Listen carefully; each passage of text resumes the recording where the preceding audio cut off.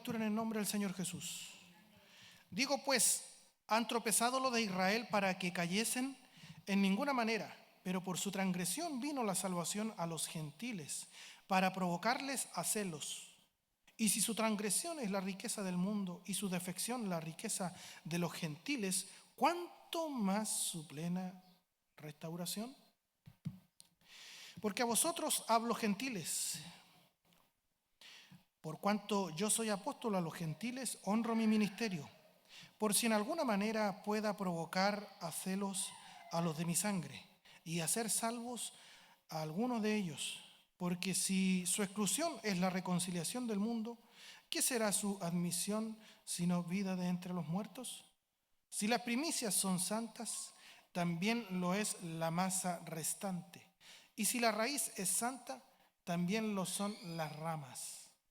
Pues si alguna de las ramas fueron desgajadas y tú, siendo olivo silvestre, has sido injertado en lugar de ellas y has sido hecho participante de la raíz y de la rica savia del olivo.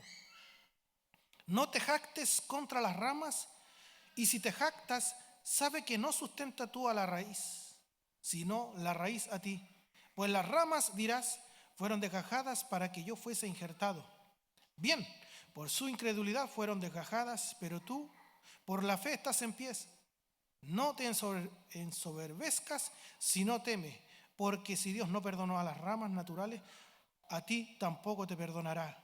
Mira pues la bondad y la severidad de Dios. La severidad ciertamente para con los que cayeron, pero la bondad para contigo si permanecéis en esa bondad, pues de otra manera tú también serás cortado. Y aún ellos, si no permanecieren en incredulidad, serán injertados, pues poderoso es Dios para volverlos a injertar. Porque si tú fuiste cortado del que por naturaleza es olivo silvestre, y contra naturaleza fuiste injertado en el buen olivo, ¿cuánto más estos, que son las ramas naturales, serán injertados en su propio olivo? Porque no quiero, hermanos, que ignoréis este misterio, que para que no seáis arrogantes en cuanto a vosotros mismos, que ha acontecido a Israel endurecimiento en parte hasta que haya entrado la plenitud de los gentiles. Y luego todo Israel será salvo. Amén. Hasta ahí. Dios bendiga su palabra. La pregunta que hace el apóstol Pablo. Digo pues, han tropezado los de Israel para que cayesen en ninguna manera. Han tropezado los de Israel para quedar tendidos y no volverse a levantar. Queridos hermanos en el Señor, Israel, el pueblo de Dios, lo componen todos los que Dios ha conocido desde antes de la fundación del mundo y los ha elegido para que sean su propio pueblo, que también está compuesto de hermanos gentiles. ¿Ya? Hay algunos que dicen que la iglesia comienza desde Pentecostés en adelante. Otros dirán que la iglesia está presente desde Génesis en adelante, todo el Antiguo Testamento, que la iglesia lo componen judíos y gentiles,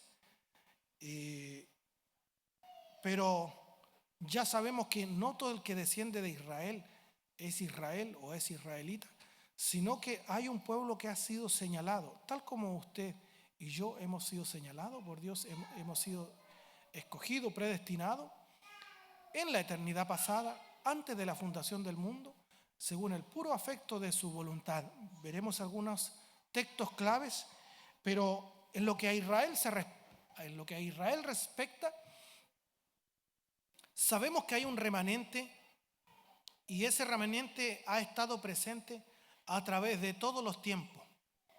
Bueno, a través de todos los tiempos ha estado presente este remanente. Pero la pregunta que nos convoca en esta tarde es respecto al tropiezo de Israel, como dice Romanos 11:11, Israel tropezó solo con el propósito de que cayesen. Pablo dice en ninguna manera, porque nos muestra el propósito divino de que el mensaje llegase a las demás naciones. Y aquí veremos que hay un propósito. El rechazo del pueblo judío se torna en la predicación a los gentiles. Ese es el propósito. Aquí vemos actuando el decreto de Dios. Dios todo lo tiene decretado. No hay nada que se escape a la voluntad de Dios porque Él lo tiene todo planeado. Él controla todas las cosas. Si pensáramos que solamente Dios controla las cosas buenas del mundo, como dijo un pastor, Dios no controlaría casi nada porque la mayoría de las cosas son malas las que están desde el sol para acá. Dios todo lo tiene bajo su control, su dominio. Él está sentado en su trono. Y aunque pareciera que Dios no gobierna, aunque pareciera que Dios está ausente, como hay una doctrina que postula que Dios hizo la creación, formó la creación, luego abandonó su creación y está ausente, no es así. Porque dicen, si hubiera Dios, no habrían niñitos con hambre en África. ¿Has escuchado esos comentarios tan rebuscados, tan antiguos? Si existiera Dios, no hubieran guerras. Como que Dios tuviera la culpa de las guerras, Dios tuviera culpa del hambre. No, el que tiene la culpa es el hombre porque desobedeció a Dios. Ya usted sabe la desgracia que nos provocó nuestra cabeza federal llamada Adán. Cuando él peca, todos nosotros pecamos. Y el pecado y la muerte entró por un hombre, ese es Adán. Y de ahí todo quedó mezclado con el pecado.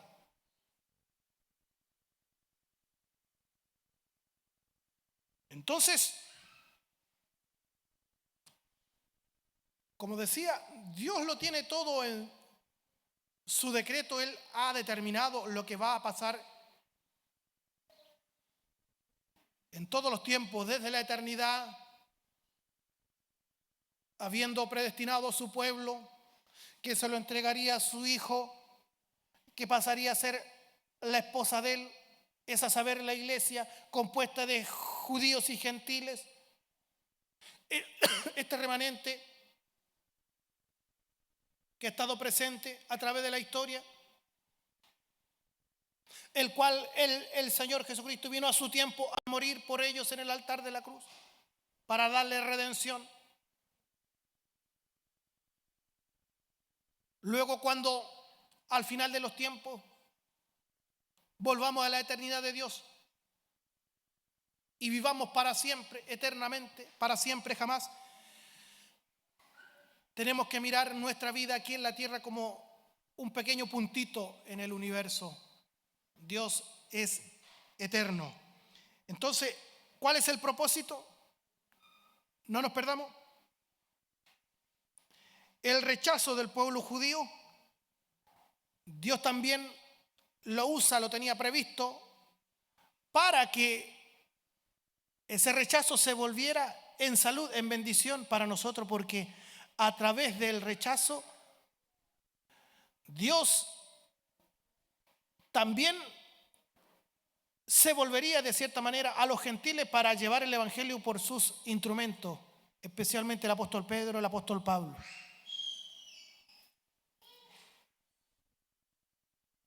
No debería haberle causado a Israel, digamos, sorpresa el rechazo mayoritario de sus conciudadanos, de sus paisanos hacia el Señor Jesucristo, porque ya Moisés, ya los profetas hablaban del rechazo del pueblo de Israel hacia el Mesías. Ya cuando, y si vamos más a la raíz todavía, cuando Dios llama a Abraham, de Ur de los Caldeos. Le dice, sal de tu tierra y de tu parentela a la tierra que yo te mostraré. Después le entrega la promesa. Bueno, estamos hablando de Génesis 12, Génesis 15, Génesis 17. Cuando le entrega la promesa y le dice que su descendencia sería más grande, más extensa y más numerosa que las estrellas del cielo y la arena del mar. Y en tu simiente serán benditas todas las naciones de la tierra. Ya le estaba diciendo que no solamente esta gracia abarcaba al pueblo de Israel, sino que abarcaba a todas las naciones. Cuando dice el profeta, esta será llamada casa de oración, no dice a todos los judíos, sino que dice, esta será llamada casa de oración a todas las naciones. Dios ya estaba diciendo, por boca de Moisés lo dice, que había un pueblo, ellos no quisieron recibir y entender, pero había un pueblo considerado más allá de la frontera de los judíos, que también estaba señalado, escogido y predestinado para que formara el pueblo de Dios. Allí, dentro de ese número, querido hermano en el Señor, estaba usted y estoy yo. Vamos despertando. Eso. Si le dio un poquito de sueño, vamos parándonos, nos ponemos de portero. Es importante.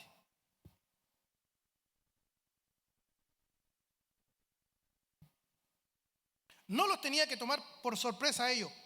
El propósito del rechazo del pueblo judío es la predicación a los gentiles, provocarles a celo, para que este celo los impulsara a venir a Cristo. ¿Qué dice Romanos 11? Digo pues, han tropezado los de Israel para que cayesen en ninguna manera, pero por su transgresión vino la salvación a los gentiles, para provocarles a celos. Y si su transgresión es la riqueza del mundo y su defección la riqueza de los gentiles, ¿cuánto más su plena restauración? Porque a vosotros hablo gentiles. ¿Es gentil usted?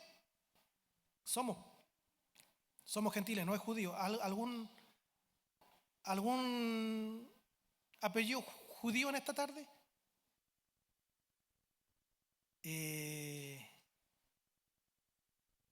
Silva. No tiene por dónde. Pero Fres, yo creo que sí, Fres.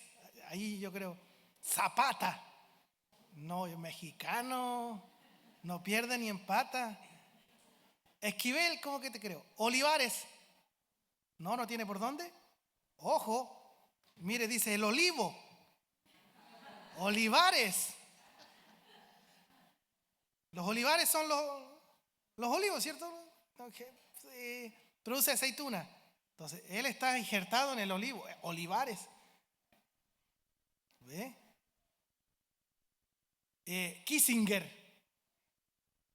A propósito, ¿saben quién fue Henry Kissinger? Lleva, ¿cuántos días? La semana pasada murió, de 100 años. Henry Kissinger, premier de Estados Unidos, ministro de Relaciones Exteriores, el mano derecha del presidente Nixon. Henry Kissinger tuvo que ver con Chile. Del 73, del 70 ya estaba influenciando acá a Chile. Estudien, es cultura general. Interésense. La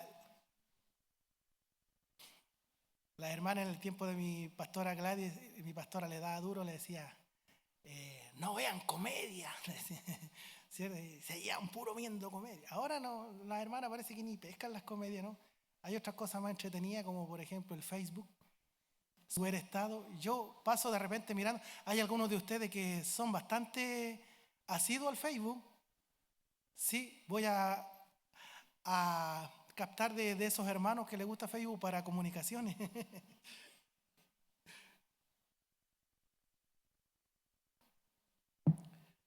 Entonces a propósito de la muerte de Henry Kissinger, me entero que era alemán, pero más que alemán, era judío. Y uno dice judío y como que prácticamente cuando era uno chico, como que frente al judío como se persignaba. Como que por el hecho de judío, estos son, porque uno se queda con frases, bendito el que te bendiga y maldito el que te bendiga. Oiga, hermano, no quiero que me malentienda. La oración nuestra como iglesia tiene que ser la misma de Pablo. Dios quiera que al final de los tiempos haya una cosecha abundante de judíos, ¿cierto? Pero la misma fórmula que funciona para nosotros tiene que funcionar para ellos. Tienen que reconocer a Cristo como su Señor y su Salvador personal. ¿Ya? Entonces,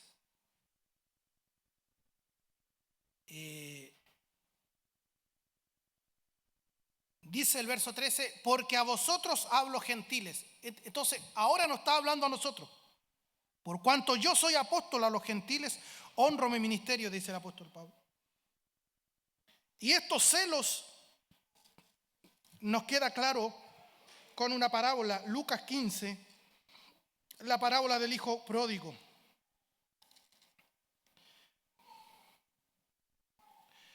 El hijo pródigo, verso 25. Y su hijo mayor estaba en el campo y cuando vino y llegó cerca de la casa, oyó la música y las danzas y llamando a uno de los criados le preguntó qué era aquello. Él le dijo, tu hermano ha venido y tu padre ha hecho matar el becerro gordo por haberle recibido bueno y sano. Entonces se enojó. ¿Ve? ¿Cuál es el propósito de Dios? Provocar a celos a Israel con la conversión masiva de gentiles y por esos celos ellos puedan venir a Cristo también y ser salvos. Para que ellos digan, esta bendición que era para nosotros, porque ellos son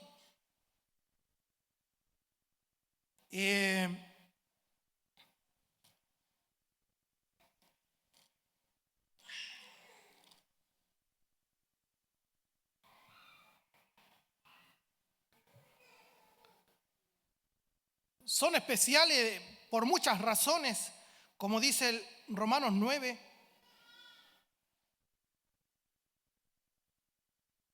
Porque deseara yo mismo ser anatema, separado de Cristo por amor a mis hermanos, los que son mis parientes según la carne, que son israelitas, de los cuales son la adopción, la gloria, el pacto, la promulgación de la ley, el culto y las promesas, de quienes son los patriarcas y de los cuales, esto es la corona máxima, la guinda de la torta, que eran importantes, especiales para el Señor, de los cuales según la carne vino Cristo, el cual es Dios sobre todas las cosas, bendito por los siglos. Amén. Sin embargo,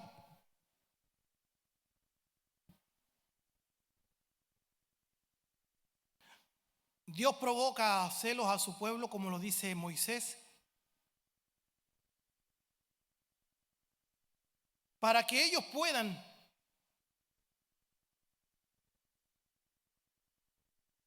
mirar la conversión masiva de gentiles y decir, esto era nuestro, esto era para nosotros, como el Señor le dice a los discípulos y después los apóstoles en Mateo 10, no vayan por ciudades samaritanos, no vayan a las naciones gentiles, sino que vayan con la predicación del Evangelio, con el pregón del Evangelio, a las ovejas perdidas de la casa de Israel. De gracia recibisteis, dar de gracia. Le prohíbe estrictamente que vayan a las naciones gentiles, porque esto era primeramente para el pueblo de Israel. Tropezaron, cayeron, Pero Dios no los deja tendidos allí, sino que los provoca a hacerlo para que ellos puedan ver que ese privilegio era de ellos. Por supuesto que se ponen celosos, como vemos aquí en la parábola del hijo pródigo, al hermano mayor, como dice el verso 28, entonces se enojó.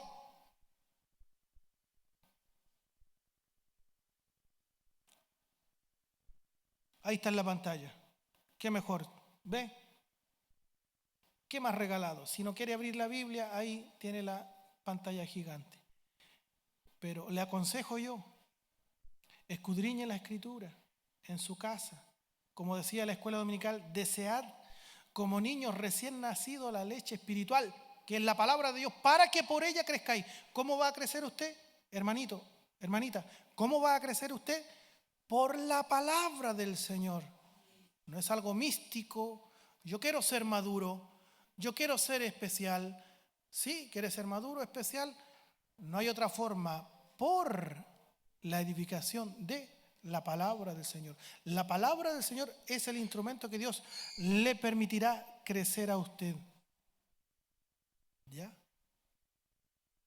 ¿Cuánto se demora usted si le digo, búsqueme el libro del profeta Nahum?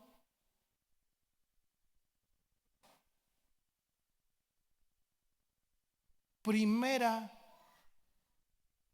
de Daniel. No existe primera de Daniel, ¿cierto? Cuando dijo un hermano, busque la palabra del Señor en primera de Jericó.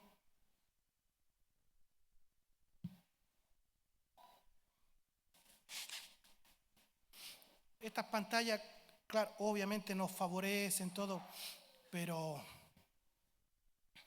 que no surta el efecto contrario en usted que diga, no, mire, ponen pantalla ya, no llevo la Biblia. Ponen la alabanza en la pantalla, no llevo himnario. No. Sería un tremendo daño para usted, ¿ya? A ver, levante la Biblia. ¿Cuántos trajeron la Biblia? A ver. A ver. Ya, bien. Bien. No, es eso del celular para jugar Candy Crush. Candy Crush, ¿cuánto es esa cuestión? No. Un día yo también estaba leyendo y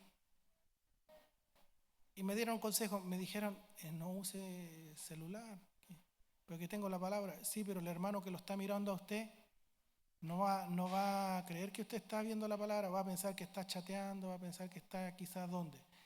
Y encontré razón, entonces es mejor en papelito, ¿cierto? Entonces, mire, verso 28. Entonces se enojó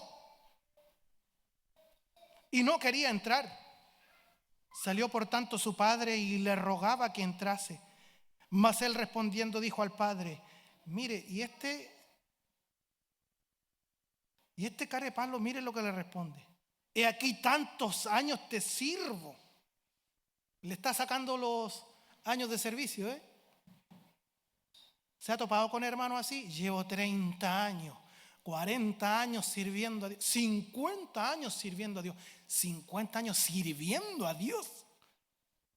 Algo así dijo el hermano mayor. Mire, chiquillos, no se distraigan con la guagua. Míreme para acá. ¿Ya? Míreme para acá.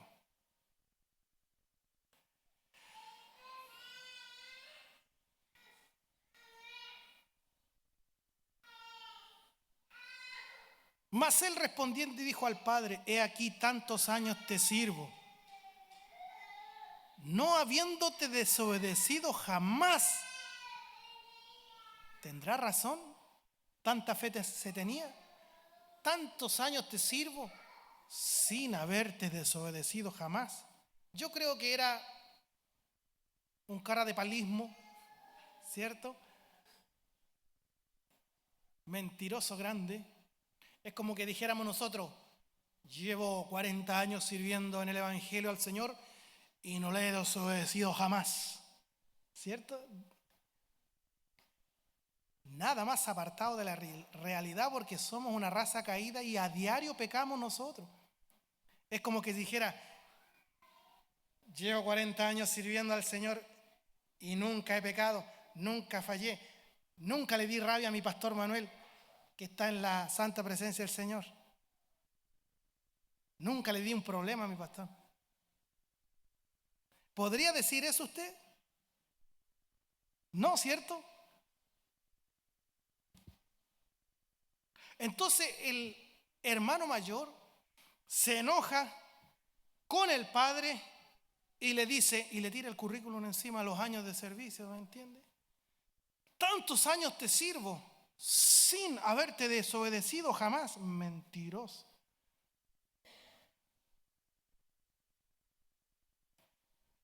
Y nunca me has dado un cabrito para gozarme con mis amigos. Pero cuando vino este tu hijo, no dice cuando vino mi hermano, sino cuando vino este tu hijo, que ha consumido sus bienes con rameras. A ver. Hasta ese momento no se da cuenta que el relato de la historia del hijo pródigo nada había dicho. Claro, dice que vivió perdidamente, gastó todo su dinero, pero este hermano mayor descubre más el pecado de su hermano, ¿se da cuenta? Porque él es el que dice, este se gastó la fortuna de mi papá. ¿Dónde? Con las rameras. Y por el hermano mayor nos enteramos dónde se le había gastado la plata. ¿Ya? Entonces, el hermano mayor expone a su hermano menor y dice, mira, ese es tu hermano. Ese es tu hijo menor. Pero cuando vino este tu hijo que ha consumido tus bienes con rameras, has hecho matar el becerro gordo. El padre le dijo, hijo, tú siempre estás conmigo y todas mis cosas son tuyas. Recuerde, este es el hermano celoso son los judíos. El hermano menor, la iglesia gentil, nosotros,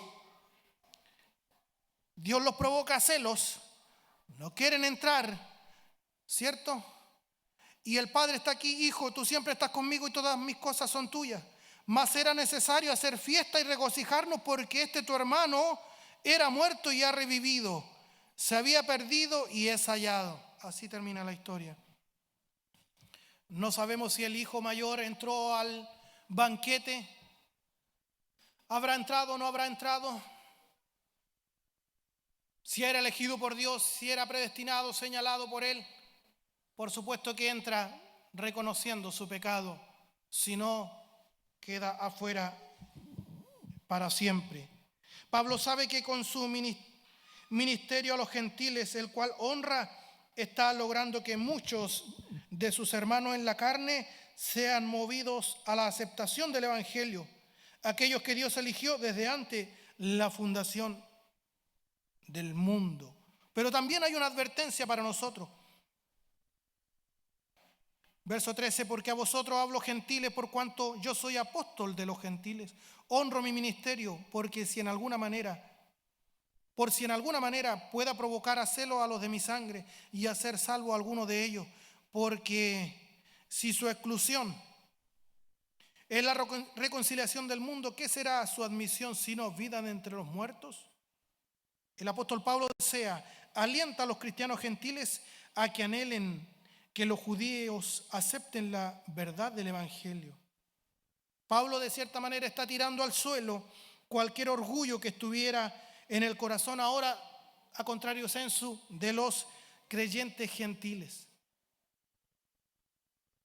Que no caigamos en el mismo error y pecado de los gentiles que se creían ellos ser una raza superior, ser un pueblo especial, que sí lo eran por todas las bendiciones que he nombrado, que están allí enumeradas en Romanos 9, del 2 al 4 al 5,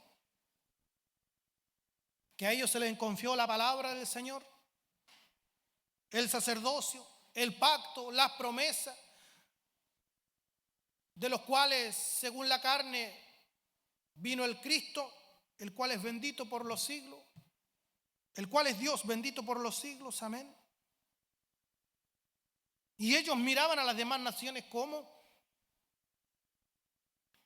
cerdos o como leñas para el infierno. No vaya a ser cosa que nosotros cometamos el error de ellos y pequemos con el mismo pecado de ellos. Por eso que Pablo tira por tierra cualquier orgullo que estuviese en nuestros corazones. Los creyentes gentiles están siendo beneficiados de las riquezas espirituales, de los bienes espirituales que se desarrollaron al interior del pueblo judío, porque la salvación viene de los judíos. Están siendo beneficiados de las promesas divinas que se forjaron en el seno de la historia del pueblo israelita. Y nos habla de esta imagen del olivo. Desde el principio de la historia de Israel, Dios hizo una distinción entre Israel nacional, los descendientes físicos de Abraham, y también el Israel espiritual, escogidos por Dios únicamente por gracia. El rechazo mayoritario de los israelitas para con el Mesías es una prueba de que Dios se olvidó completamente de la promesa que le había hecho en el pacto a los descendientes físicos de Abraham. No, el hecho de que Israel haya rechazado a Cristo no ha provocado el rechazo por parte de Dios hacia ellos. Gálatas 3:16.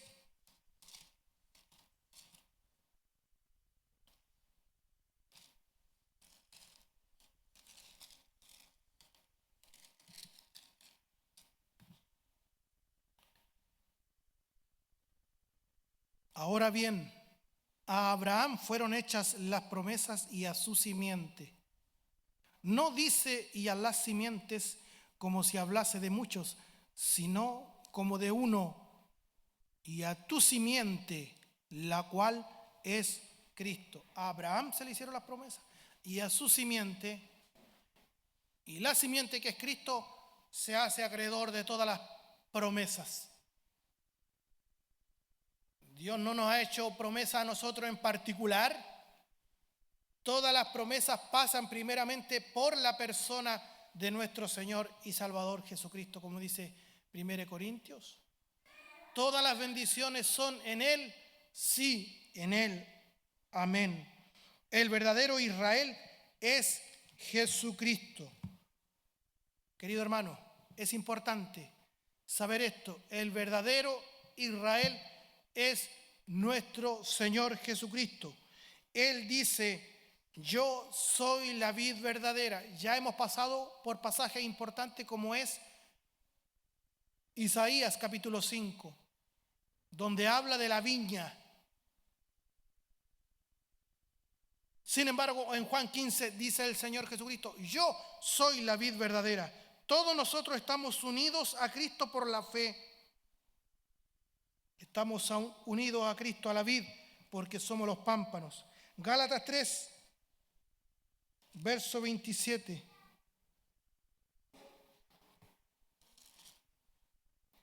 Porque todos los que habéis sido bautizados en Cristo, de Cristo estáis revestidos.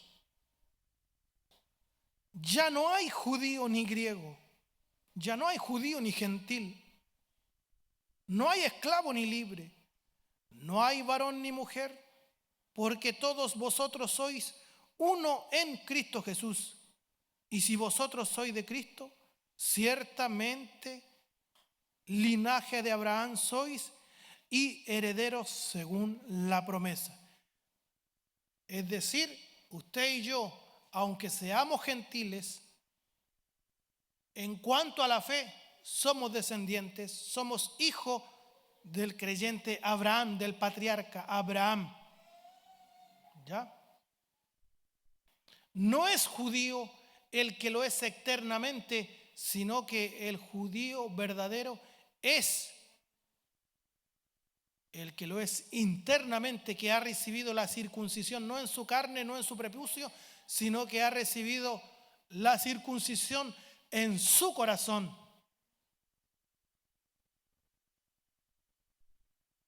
Nosotros somos el verdadero Israel.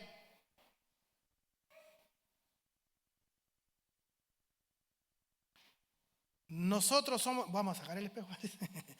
Nosotros somos el verdadero Israel.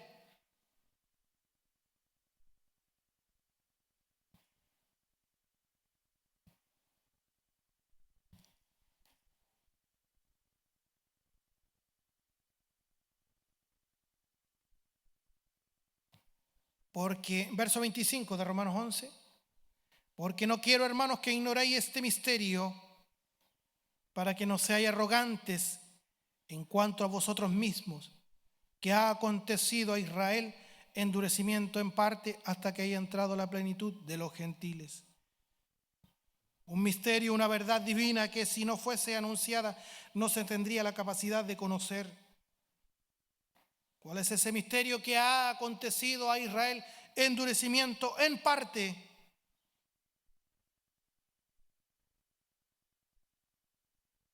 Un endurecimiento en parte.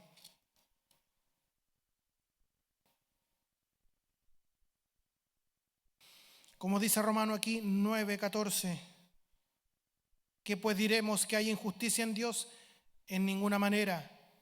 Pues a Moisés dice: tendré misericordia del que yo tenga misericordia y me compadeceré del que yo me compadezca. Así que no depende del que quiere ni del que corre, sino de Dios que tiene misericordia. Porque la Escritura dice a Faraón: para esto mismo te he levantado, para mostrar en ti mi poder y para que mi nombre sea anunciado por toda la tierra. De manera que de quien quiere tiene misericordia, y al que quiere endurecer, endurece. ¿A cuántos le ha martillado la cabeza el pasaje, o mejor dicho, el capítulo 9 de Romanos? A todos nos ha pasado eso. Yo pasé por una época también y me revolvía la cabeza: ¿cómo puede ser esto? Y buscamos, ¿cierto? Y buscamos referencia y es tan grande Romanos 9 que tenemos que rendirnos frente a la palabra del Señor, frente a Dios, y que es verdad lo que dice: tendré misericordia del que yo quiera tener misericordia y me compadeceré del que yo quiera compadecerme. Está hablando el Dios del universo, el creador de todas las cosas, y le quitamos el derecho a escoger, elegir y hacer como Él quiera. Nos olvidamos de que nosotros somos barro y Él es el alfarero. Y habla de la iglesia, del pueblo de Dios, como un olivo,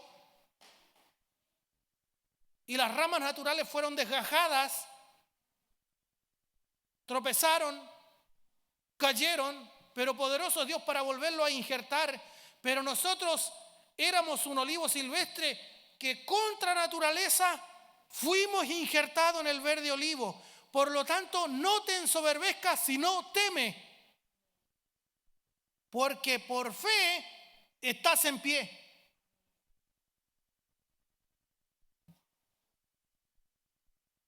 Entonces ha acontecido al pueblo de Israel un endurecimiento en parte, un endurecimiento parcial. Siempre ha habido un remanente. La intención que tiene el apóstol Pablo al revelar este misterio es evitar el orgullo de los creyentes gentiles. El orgullo en pensar que Dios los había escogido ahora a ellos para que reemplazaran a Israel. Querido hermano, la iglesia no reemplaza a Israel. No es que, mire, y aquí voy a estar un par de minutos y vamos a ir finalizando, ¿ya? No es que la iglesia esté reemplazando a Israel al darse cuenta Dios que su pueblo lo rechaza. Él saque debajo de la manga un plan B y diga: a ver, mi pueblo Israel me rechazó, entonces yo me voy a volver a los gentiles, voy a ver si los gentiles me aceptan para traer un pueblo para mí, para mi hijo amado, que compongan la iglesia. No es así. La iglesia no está digamos, reemplazando a Israel. Hay una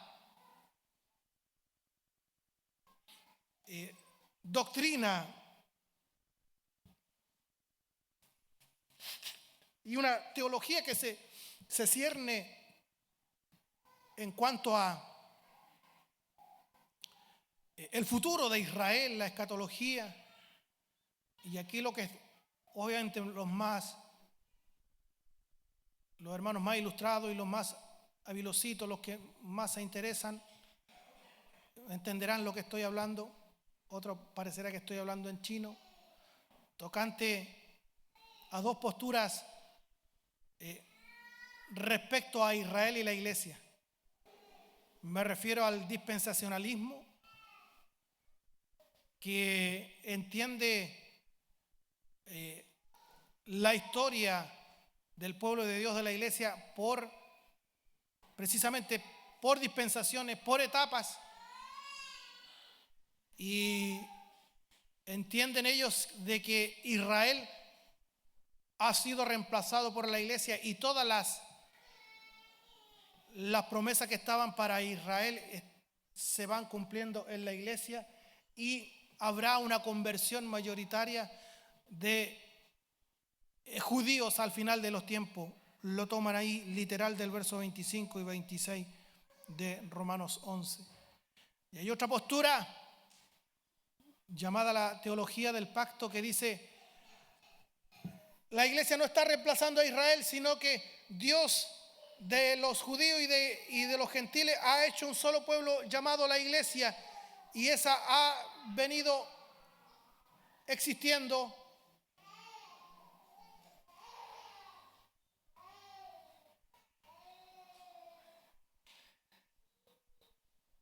y ha estado presente como un remanente en todas las épocas.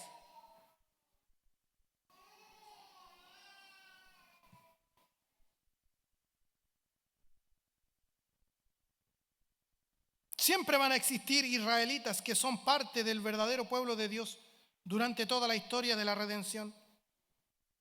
El énfasis del apóstol Pablo no está en el endurecimiento, sino en que siempre será un endurecimiento parcial, nunca total. Así que los creyentes gentiles nunca deberían enorgullecerse sobre los judíos, porque siempre existirá el remanente de judíos que estará presente y será parte de la iglesia en todos los tiempos. Hay un problema en la interpretación, especialmente del verso 26, cuando dice: y luego todo Israel será salvo. Vuelvo a leer el 25: porque no quiero, hermanos, que ignoréis este misterio,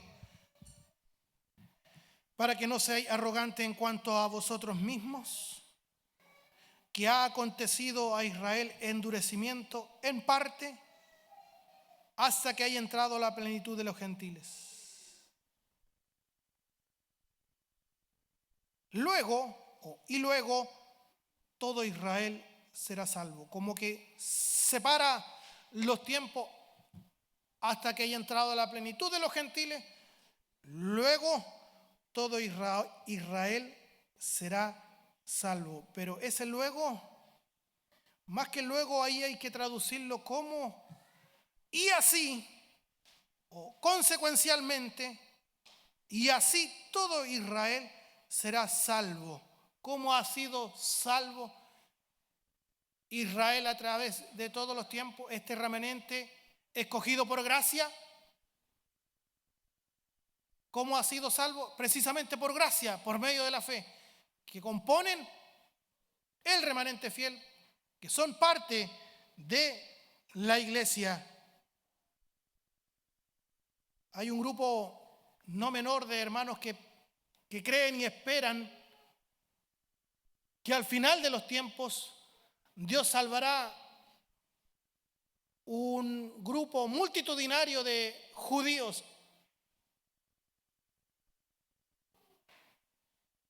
Dios quiera que así sea.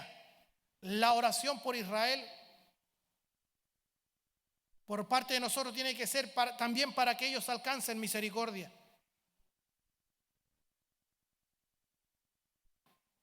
Pero la palabra del Señor parece decir otra cosa cuando dice: y así todo Israel será salvo, como está escrito, vendrá de Sión el libertador. No dice que vendrá a Sión, sino que dice vendrá de Sión el libertador.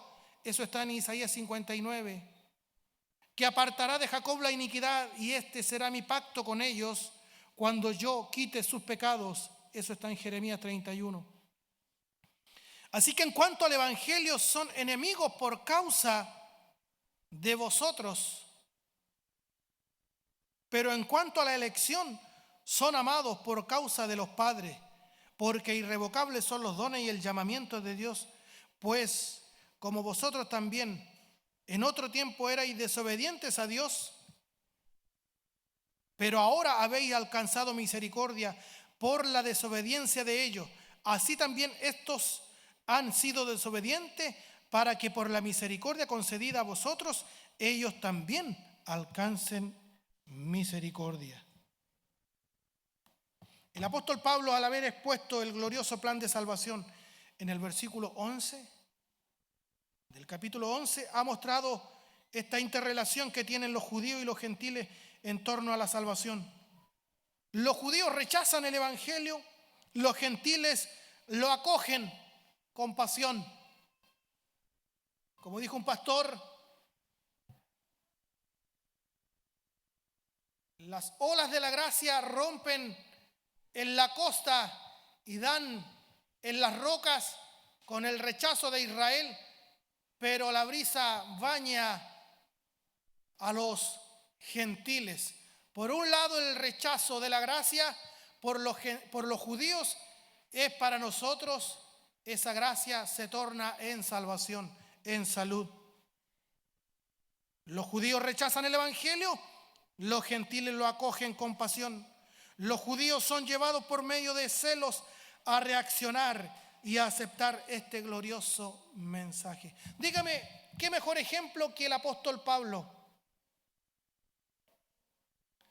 Vamos a los hechos de los apóstoles.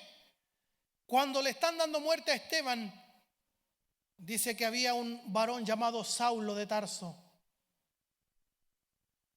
Y una vez que apedrean, lapidan,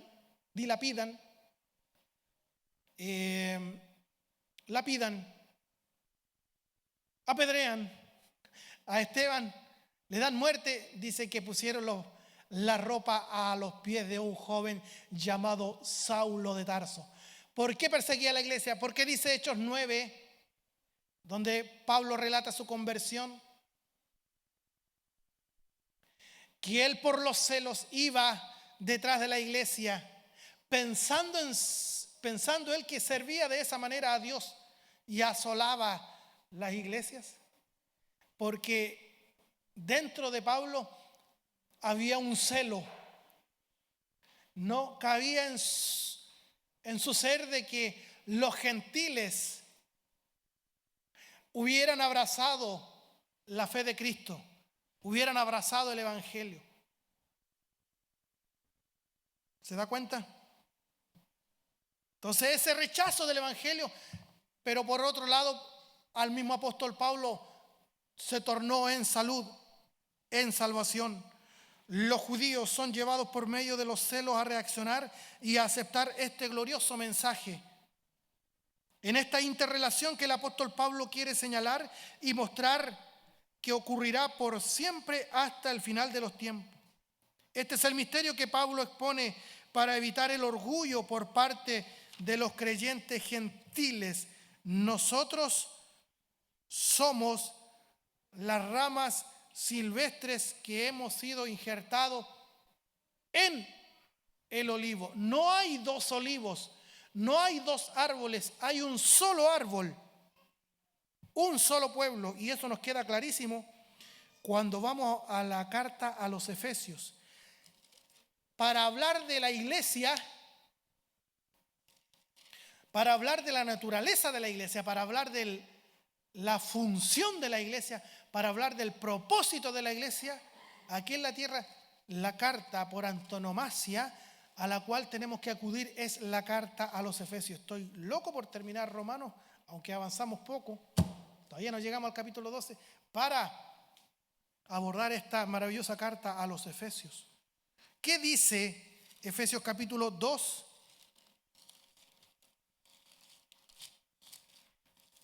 Verso 14.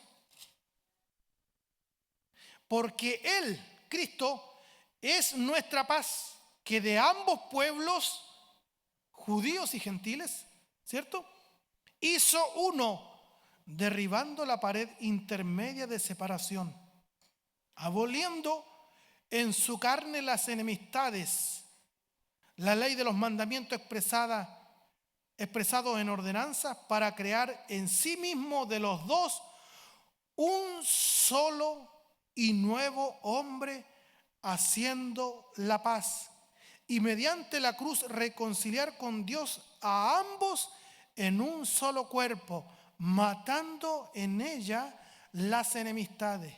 Vino y anunció las buenas nuevas de paz a vosotros que estabais lejos y a los que estabais cerca, a los que estaban cerca, porque por medio de Él, de Cristo, los unos y los otros tenemos entrada por un mismo espíritu al Padre. ¿Qué más claro? Así que ya no sois extranjeros. Hermano, ya no somos extranjeros ni advenedizos, sino conciudadanos de los santos y miembros de la familia de Dios. Y mire, y providencialmente nos topamos con el texto que teníamos en la escuela dominical. Verso 20, edificados sobre el fundamento de los apóstoles y profetas, siendo la principal piedra del ángulo Jesucristo mismo. Edificados sobre el fundamento de los apóstoles y profetas, porque nosotros somos una iglesia apostólica.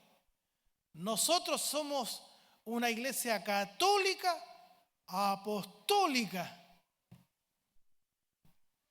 Pero no tome la palabra católico como lo usan allá en la iglesia de Roma. Esa palabra nos la robaron, porque nosotros sí somos la iglesia verdadera, la iglesia del Señor. Católico quiere decir universal. Somos nosotros la iglesia universal. No piense usted que solamente nosotros somos la iglesia y que lo único que vamos al cielo aquí en Cabildo somos nosotros. No. Dios tiene pueblo en todas las partes de la tierra. La iglesia está esparcida por toda la tierra.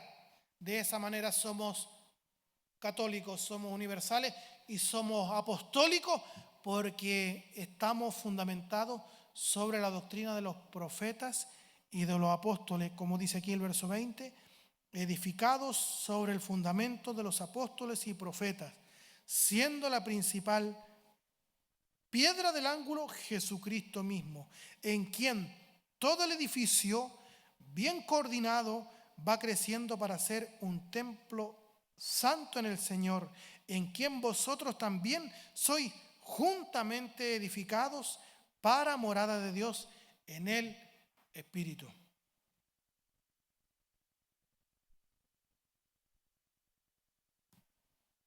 Entonces vemos claramente esta interrelación entre judíos y gentiles. Cristo derribó la pared que nos dividía. De los dos pueblos ha hecho un solo pueblo. Derribó la pared intermedia de división y ha hecho un solo pueblo, como dice Efesios 3. Efesios 3 del 1 al 6. Por esta causa yo, Pablo, prisionero de Cristo Jesús, por vosotros los gentiles, si es que habéis oído de la administración de la gracia de Dios que me fue dada para con vosotros, que por revelación me fue declarado el misterio, como antes lo he escrito brevemente, leyendo lo cual podéis entender cuál sea mi conocimiento.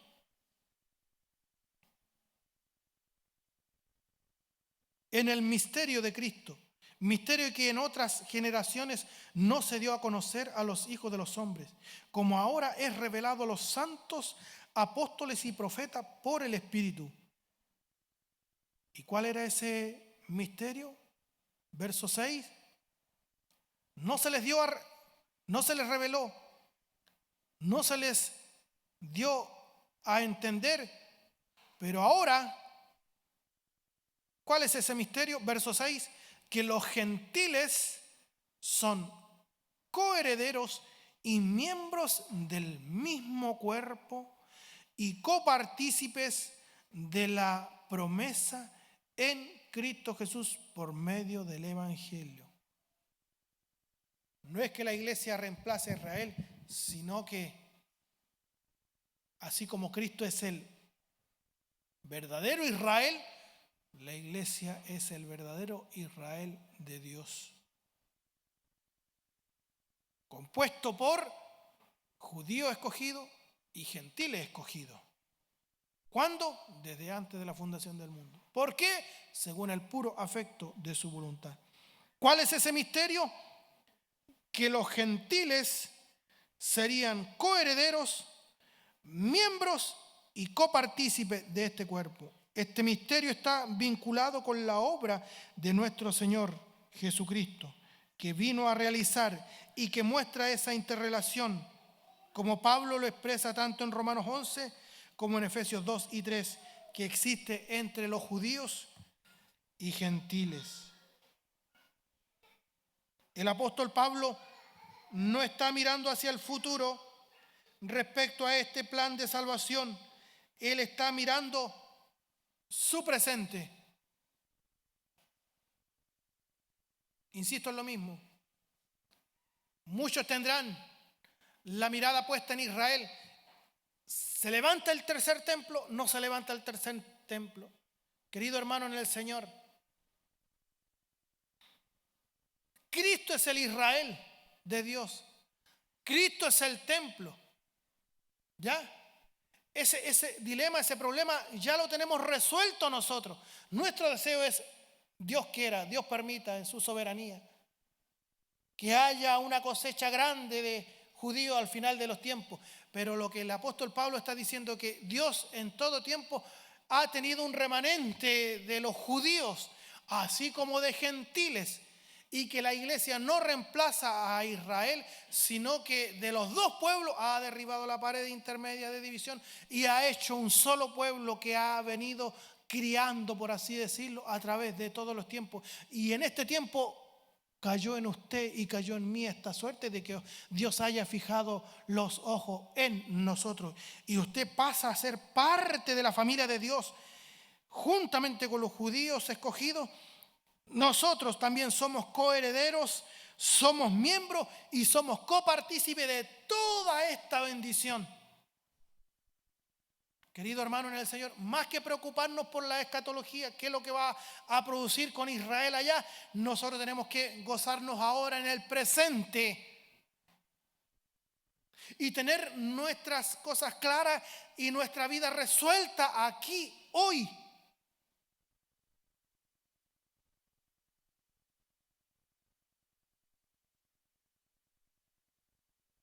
Como alguien dijo, estar a cuenta con el Señor, como que Él a la medianoche viniera por nosotros. Y proyectarnos en el trabajo material, evangelizador. Porque a ver, para que nos pongamos de acuerdo, la iglesia, los tres grandes propósitos de la iglesia aquí en la tierra, primeramente es adorar a Dios, vivir para Él, disfrutar de Él.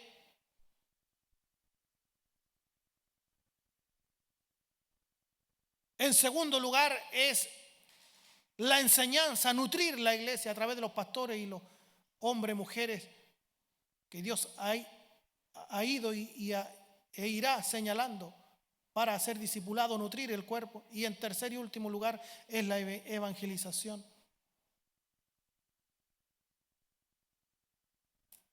Tenemos que proyectarnos como que el Señor viniera en 100 años. ampliar los templos, proyectarnos como que el Señor viniera en 100 años más. Pero nuestra situación espiritual, individualmente, como piedras vivas, tenemos que tenerlo resuelto ahora ya. Por eso dice el Señor: si hoy habéis escuchado mi voz, no endurezcáis vuestro corazón por más tiempo. ¿Cuántos de los que están presentes aquí pertenecen a la iglesia del Señor? ¿Cuántos están fuera del reino, siendo meros espectadores? ¿Cómo puede un pastor discriminar este sí, este no? Yo no le voy a decir, nunca voy a decir este sí, este no, este sí, este no, de aquí, usted sí, no, usted para allá, usted sí, no. Pero hay algo visible, claro que sí. Ese es el testimonio. Si usted dice que es hijo de Dios, si usted dice que es parte de la iglesia, está dentro del reino, usted tiene que actuar en consecuencia. Si usted es nueva criatura, tiene que andar en las buenas obras que Dios preparó de antemano para que anduviésemos en ellas. Efesios 2, del 8 al 10.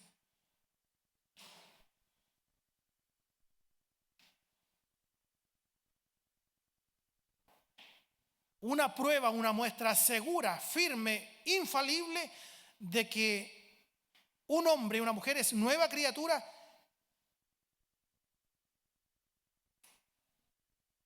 es si persevera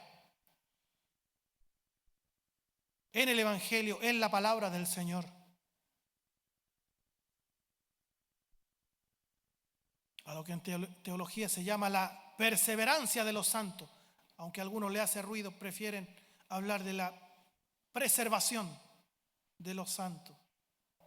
Pero como quiera llamarse, si usted persevera en la doctrina de los apóstoles y los profetas, persevera en el Evangelio y usted crece en santificación, en santidad, en buenas obras, las cuales Dios preparó para que anduviéramos en ello de antemano, usted está dando testimonio primeramente a usted mismo, que no se ha engañado toda una vida sentado en una banca. Disculpe mi franqueza, pero tengo que ser franco a esta hora que ya estamos terminando la predicación. Y para que nunca diga: este pastor nunca me dijo las cosas como son. No. O bien tenemos dos opciones: o bien usted se alegra o bien se enoja conmigo. No tiene más opciones. Yo sé, reconozco las reglas del juego, eso no me toma por sorpresa a mí. Hermano, y eso corre para todos los profesores y predicadores.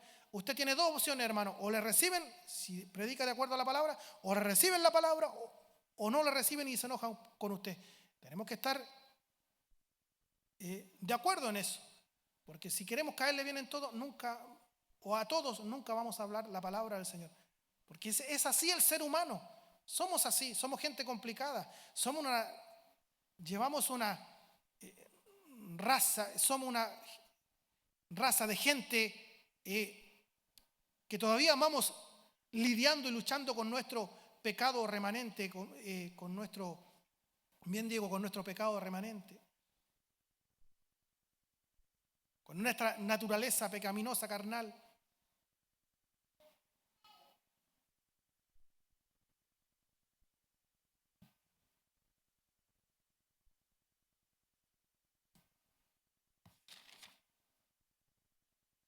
¿Es posible que haya una conversión masiva de judíos al final de los tiempos, antes de la venida del Señor Jesucristo? ¿Es posible que así sea? Agregaría yo, sería maravilloso que así fuera. ¿Se ha dado cuenta que hay evangélicos en este tiempo como que le da un plus ellos hablar en ciertas palabras en hebreo, ¿cierto? Y ponerse una kipá, y que yo ponga aquí una menorá, y que yo le diga shalom, la paz sea con vosotros, y que le diga póngase de pie, vamos a adorar a Yeshua HaMashiach. Oiga, y dijéramos: no vamos a comer más chanchito porque La ley de Moisés lo prohíbe, no vamos a comer más marisco. Y no vamos a reunir más el domingo, nos vamos a reunir el sábado mejor. Entonces, hay muchos cristianos que de cierta manera como que si se apegan a las tradiciones judías, y estoy hablando de chilenos más chilenos que los porotos, no hay por ninguna manera que haya un vínculo con los judíos, pero de cierta manera como apegarse a ciertas tradiciones judías como que le da un plus de santidad. Y no es así, querido hermano en el Señor. Usted ya ha pasado por los pasajes que yo les mostré en esta noche, que no hay judío, no hay griego, no hay gentil. Cristo derribó la pared divisoria y ahora de los dos ha hecho un solo pueblo. Y ese pueblo se llama la iglesia del Señor. ¿La compone usted? ¿La compongo yo? La componen los judíos escogidos. ¿Es posible que haya una conversión masiva? Maravilloso sería que así fuera, pero este pasaje no enseña esto. El apóstol Pablo claramente, el misterio que ha revelado es que para que los creyentes gentiles no se ensoberbezcan o enorgullezcan por encima de los judíos, era mostrarles que en toda la historia de la redención, hasta que el Señor regrese, eso va a suceder así indefectiblemente, hasta que Cristo regrese, tanto judíos como gentiles irán entrando juntos, interrelacionados en torno a la aceptación del Señor Jesucristo como el Salvador, como el Mesías prometido. Querido hermano, más que estar pendiente, mirar allá a Israel, como se dice, el reloj de Dios, más que estar pendiente de Israel, tenemos que estar pendiente de la palabra del Señor. Y le digo, termino, dice el Señor en su palabra, en esta noche, si hoy habéis oído mi voz, no endurezcáis vuestro corazón. Le pregunto, ¿es ahora, no mañana, es ahora usted parte de la iglesia? ¿O es un mero espectador, un mero oyente? Venga Cristo ahora, en esta noche, en arrepentimiento y fe, confiese a Él sus pecados, reciba, aunque a algunos le haga ruido esto, reciba a Cristo, pero usted me entiende, reciba a Cristo como su Señor y su Salvador personal. Rinda su vida a Cristo en esta noche y el Señor será amplio en perdonar, porque Él también dice, venid a mí todos los que estáis trabajados y cargados, que yo os haré descansar. Dios bendiga su palabra en nuestros corazones. Vamos a